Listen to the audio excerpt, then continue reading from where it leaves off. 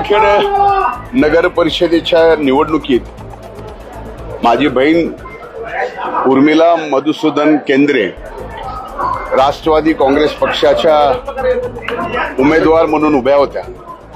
आज गंगाखेड नगरीतल्या मायबाप जनतेने त्यांना विजयाचा कौल या ठिकाणी दिलाय आणि त्यासोबत माझे भाचे मिथिलेश केंद्रे हे सुद्धा नगरसेवक म्हणून निवडून आलेत। मी खरं तर गंगाखेड असेल नगर परिषद की परळी नगर परिषद असेल, एकीकडं बहीण निवडून आली आहे स्वतः आणि परळीमध्ये महायुती म्हणून आम्ही सर्व जागा पंकजाताईंनी आणि राष्ट्रवादी काँग्रेसने मिळून या ठिकाणी आणल्या।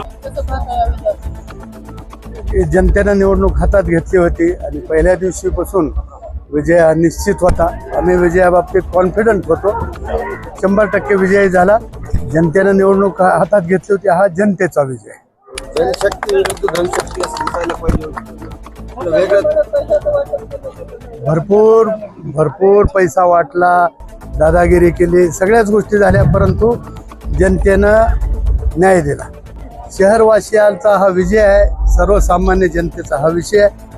शहराला ज्या लागणाऱ्या मूलभूत गरजा आहे, पिण्याचे पाणी आम्ही 2 दिवसात सुधारू, पिण्याचं स्वच्छ दररोज पाणी देऊ, दिव्याबत्तीचा प्रश्न करू, स्वच्छतेचा प्रश्न लगेच ह्या आठवड्यात मार्गी लावतो।